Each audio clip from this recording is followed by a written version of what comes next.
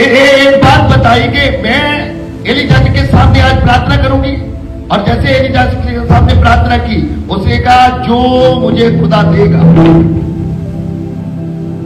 मैं सब कुछ खुदा के चरणों में रख दूंगी। सब कुछ का मतलब मुझे बेटा खुदा देगा, मैं बेटा ही खुदा को दे दूंगी। अब जितनी बड़ी कमिटमेंट हुई उसकी, उतनी बड़े आशीष परमेश्वर ने उसे रिलीज की। आज आपको ये जरूरत नहीं, आज तो सिर्फ आपको अपने बच्चों को चर्च को देने की जरूरत है। आज तो आपको अपने बच्चों को परमेश्वर के बारे में कहना कि लगातार परमेश्वर की संगति करो।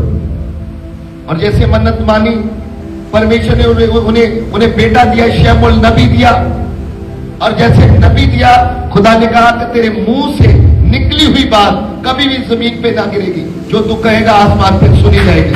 आपके साथ, आपके बच्चों के साथ ऐसा हो सकता है यीशु के नाम में। हालेलुया। अगर आप बिग रेवलेशन चाहते हो, आप बिग बातों को अपनी लाइफ में होते हुए देखना चाहते हो, बुद्धि से और आत्मा से प्रार्थना करना सीखना है। अब मैं डिप्रेशन में, मेरी स्टडी लेस हो रही है, अब मैं जो करना चाहती हूं मेरी लाइफ में नहीं हो रहा है, तो उसके लिए बुद्धि कम, आत्मा कम, बुद्धि से बातें करनी। प्रभु आपने सुलेमान को इतनी बुद्धि दी, वो पूरे क्षेत्रों में, पूरे संसार में सबसे बुद्धिमान मनुष्य था, मुझे भी वो बुद्धि चाहिए। प्रभु आपने मोसेस को, आपने पौलुस प्रेरित को बहुत एजुकेटेड बनाया, मुझे भी वो आशीष चाहिए। अब वो बात आपने बुद्धि से कर ली, अब आप आत्मा में भरना शुरू कर रहे हो।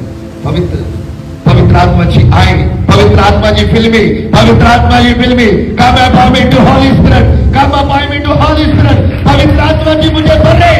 जैसे ही आप पवित्र आत्मा से भरेंगे, अपने आप को खाली नहीं छोड़ेंगे, पवित्र आत्मा जी आपकी लाइफ में चमत्कार करना शुरू करेंगे यीशु के नाम में। ताकि अनकंट्रोलेबल होना है। जब आप अनकंट्रोलेबल हो जाती हो, ये अनकंट्रोल से बाहर होना ठीक है। जब आपकी बुद्धि और शुद्धि चले जाती है, आप कंट्रोल नहीं सीख पा रहे। आपको बुद्धि से सुनो, आपको बुद्धि से मालूम होना चाहिए कि पौलुस ने इसलिए सिखाया था कि आप बुद्धि से और आत्मा से प्रार्थना करो।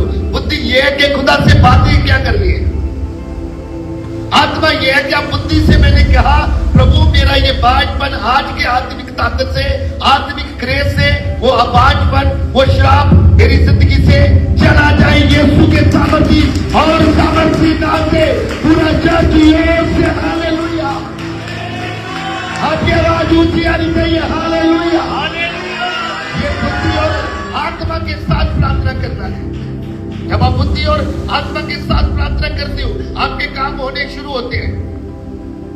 आपको मालूम चलता है कि सिर का दर्द, मुझे बुद्धि से बात करने के बाद पूरी आत्मिक एनर्जी को अपने सिर पे डालना है। और मैंने कह रहा है प्रभु मुझे ये सिर का पेन, मुझे हेडेक नहीं चाहिए, ये लगातार मुझे परेशान करता है। जैसे ही सूरज चढ़ता है, जैसे ही कुछ दिन की शुरुआत होती, तब से मेरा सिर दुखना शुरू होता है। अब मैं हरिद्वार जाऊंगी, आज संडे सर्विस में जाऊंगी, प्रभु मुझे बुद्धि से और आत्मा से प्रार्थना करना सिखाए। और जैसे ही आप बुद्धि से कहते हो प्रभु मेरे ये रोग को मेरे जीवन से दूर करें, ये बुद्धि की बात है। आत्मा आता है और आपको उस आत्मा को पूरे जोर से उस बीमारी से के पास भेजना है जहां आपको बीमारी है।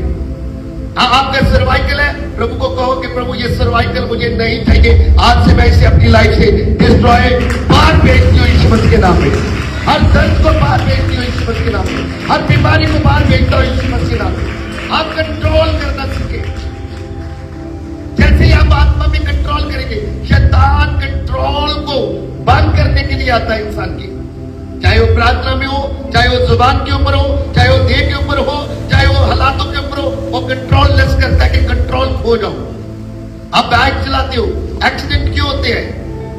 आप बाइक चलाते हो, आप समाज में बड़ी बड़ी हैपनिंग्स क्यों देखते हो? वो कारण ये होता है कि आप कंट्रोल खो जाते हो। फिर बाद में कहते हमारा कोई कसूर नहीं था, उसी ने आके हमारे बीच में बात किया। ऐसा कुछ नहीं, आप कंट्रोल लेस हुए, आपने कंट्रोल खो दिया, आपने ज्यादा जल्दबाजी की,